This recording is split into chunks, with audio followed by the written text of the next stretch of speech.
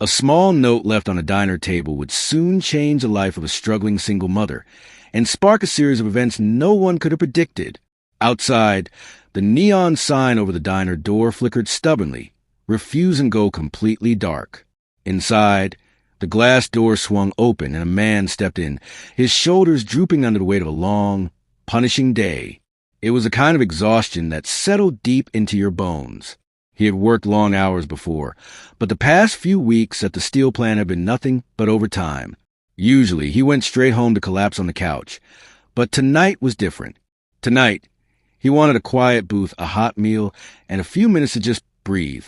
The diner buzzed with low conversations and the steady clink of cutlery. The air carried the scent of fried food and coffee that had been left on the burner too long. He slid into a seat by the window, watching the rain streak the glass.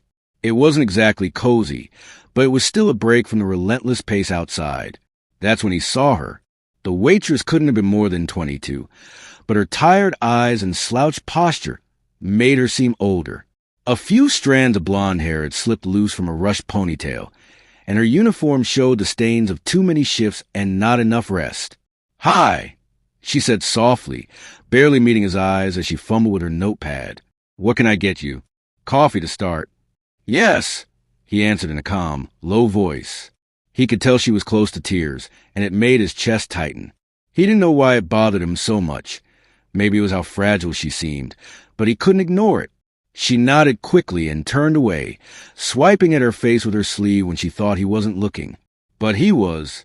Something told him she had a story worth hearing, and for reasons he couldn't explain, he wanted to know it.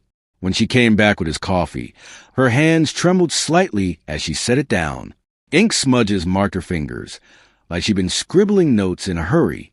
Her eyes were red, her emotions barely held back. "Anything else?" she asked, her voice cracking just enough to reveal what she was trying to hide. He shook his head. "Just the coffee for now." She nodded and walked away, her movements heavy, as though she carried a burden no one else could see. From his booth, he watched her stand behind the counter, staring blankly at the order slips above the grill. She thought no one noticed, but he saw the slight shudder in her shoulders and a quick wipe at her eyes. When she returned a few minutes later, he decided to speak. "Rough night?" he asked casually, careful not to sound too direct. She paused, forcing a small, strained smile. "Something like that." "You look tired," he said gently, his voice more inviting than prying. Her gaze dropped to the floor. For a moment, he thought she'd brush him off. Instead, she let out a slow, shaky breath. "It's just been a lot lately. Too much, really." He nodded, giving her space. "You want to talk about it?" She blinked, surprised. "I know. It's fine," she said, though her voice betrayed her. "I shouldn't. You're just here for coffee." "Sometimes it helps," he said, "even if it's with a stranger." Her lips pressed together, but then something in her softened. She glanced around the diner, checking if anyone was listening, then leaned in slightly. "It's just, I'm working double shifts to make ends meet. My daughter's too. She needs so much. And her dad—" She stopped, shaking her head. "He's not around anymore. I'm trying to handle it all, but it feels like I'm failing." He stayed quiet, letting her speak. It felt like she had been holding these words in for a long time. And as she talked, something stirred in him. A feeling that this moment, small as it was, might matter more than either of them realized. Suddenly, she straightened, embarrassed. "Sorry, I didn't mean to dump all that on you. You don't need to hear it." "Don't apologize," he said softly. "Sometimes just saying out loud makes it lighter." A faint smile touched her lips, though her eyes were still distant.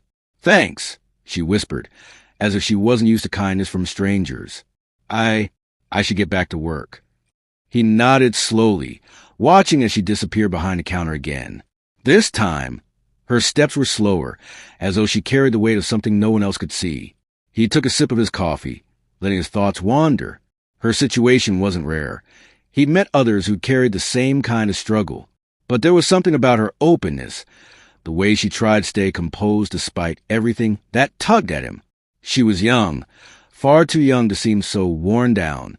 Memory stirred his own years clawing his way forward, working nights, skipping meals, running on nothing but determination. Life had never been kind, but he had learned that even the smallest moment of kindness from others could make a world of difference. The diner felt quieter now. The voices around him faded to a dull murmur. He caught her glancing over once, and he offered her a small, reassuring smile. She quickly looked away, but not before he saw something flicker across her face. Maybe gratitude, maybe surprise. He finished his coffee, but didn't ask for the bill yet. Instead, he reached into his pocket for a scrap of paper and borrowed a pen from the counter. For a moment, he stared at the blank page, unsure where to start. Then, the words came. This wasn't just about cheering her up. It was about giving her something to hold on to when the nights felt even heavier than this one. His pen moved smoothly, the sentences flowing without effort. He didn't write anything fancy. No empty promises, no quick fixes. Just a few honest lines about resilience, about the quiet strength she already carried but might not see yet. He told her that even on the toughest days, showing up still mattered, that the love she poured into her daughter was worth more than any paycheck, that he had truly seen her and believed she was doing far better than she gave herself credit for.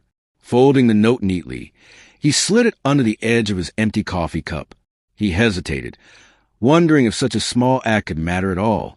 But one glance at her, still moving like a shadow of herself behind the counter, convinced him it was worth trying. When he stood to leave, she noticed him and came over with the bill. "I hope the coffee was okay," she said, her voice still soft but steadier now. "It was just what I needed," he replied, holding her gaze for a heartbeat before placing the cash on the table. He gave a small motion toward the cup. "Take care of yourself," he added, his tone warm yet firm, as if he were reminding her of something important. Puzzled, she glanced at the table after he walked out. The folded note caught her eye.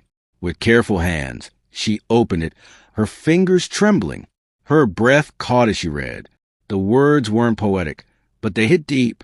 She read them again and tears welled. Not from stress or exhaustion this time, but from something gentler, something that eased a pain she hadn't been able to name. By the time the door swung shut behind him, he couldn't have known how much those words would matter, not only to her, but to him as well. Later, when the last customers left and the diner grew quiet, she sat alone in a booth, reading the note again. It wasn't just a message. It was the fact that someone had noticed her struggle and cared enough to speak. It reminded her she wasn't invisible, even in her hardest moments. For the first time in weeks, she took a deep, steady breath.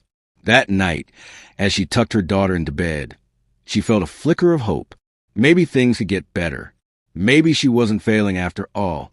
The next day, she arrived at work with a lighter step. The problems hadn't vanished, but the burden felt less crushing. She smiled more, even shared a laugh or two with regular customers. Her co-workers noticed, exchanging puzzled looks, as if trying to figure out what had changed. Weeks later, the man found himself back at the diner. He hadn't planned it. He was simply in the neighborhood and thought of the coffee. When he walked in, he almost didn't recognize her. She stood taller now, her voice bright as she greeted him. "Hey, coffee again?" He nodded, taking his usual seat as she poured a fresh, steaming cup. She leaned in slightly. "I still have your note," she said. "I just wanted you to know. It really made a difference." He smiled, surprised but genuinely touched. "I'm glad to hear that." Their conversation was short, just a few words before she moved to another table. But something unspoken lingered between them, a quiet understanding that what he had done had truly mattered. As he sipped his coffee, he had no way of knowing the note story was far from over. Months passed. Life carried on for them both. The man fell back into his routine. Long hours at the steel plant, quiet evenings at home. The waitress and the note crossed his mind now and then, but he didn't dwell on it. For him, it had been a small gesture, something anyone might have done. For her, though, it was more than paper and ink. It had become a lifeline. Those words reminded her she was stronger than she believed. Inspired, she began making changes. She contacted a local nonprofit that helped single mothers with childcare. She enrolled in night classes at the community college. She started picturing a better life for herself and her daughter, and whenever doubts crept in, she would pull out the note and read it again. One evening, the man came home to find an unfamiliar envelope in his mailbox. He nearly tossed aside his junk, but curiosity made him open it. Inside was a handwritten letter from the waitress. She thanked him again for his kindness, explaining how his words had shifted her perspective and pushed her to take control of her life. At the bottom was an invitation to the opening of a new community center she had helped create, a place for struggling families to find childcare, education, and career support. Your words started this. The letter read, "I hope you'll come see what we built." His hands trembled as he held the letter. It was hard to believe that a simple note, written in a moment of quiet compassion, could spark something this big. But the question forming in his mind was clear. Could one small act really ripple out so far? When the day of the ceremony arrived, he stood outside the modest but welcoming building. A bright mural covered one wall, showing families of all kinds together in joy. A small crowd had gathered, chatting as they waited for the ribbon cutting. He hesitated, feeling strangely small, but in the best way. All he had done was write a note. Yet here he was, standing in front of something real, something bigger than himself. The waitress, now radiating confidence, spotted him and broke into a warm smile. She hurried over and extended her hand.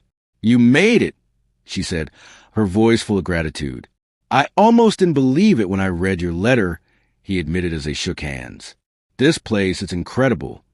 "It's not just me," she said quickly, glancing toward the volunteers and staff.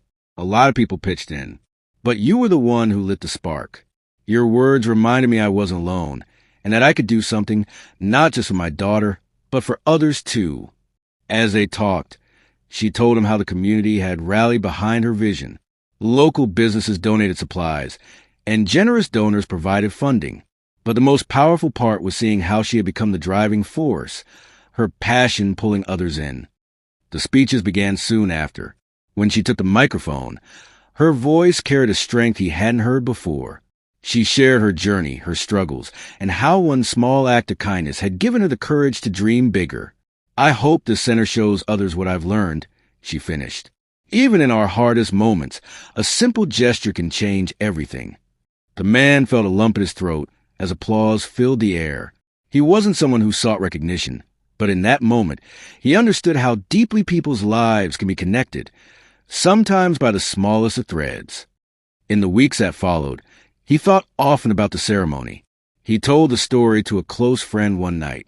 When he finished, his friend said, "You know, you didn't just give her words. You gave her permission to hope." That idea stuck with him. He began noticing small opportunities everywhere, moments to connect, to encourage, to be the kind voice someone might need. He didn't write more notes right away, but his heart was open in a way it hadn't been before. The community center thrived. He visited a few times, not for praise, but to help quietly, stacking chairs, organize the supplies. Each time, he left feeling lighter, knowing he was part of something that mattered. The waitress, now a true leader, always made time to greet him. They didn't talk much about the note anymore. They didn't have to. The proof was all around them, in the laughter of children, the relief on parents' faces, and the sense of possibility in the air. And so, the lesson stayed with him. Small acts can lead to great change, but only if we choose to act. Perhaps the most important thing we can do is let someone know they are not alone. If this story touched you, think about the little ways you can brighten someone's life. Speak a kind word. Offer a helping hand. Show someone you see them, because together, those small moments can create a chain reaction of hope and change.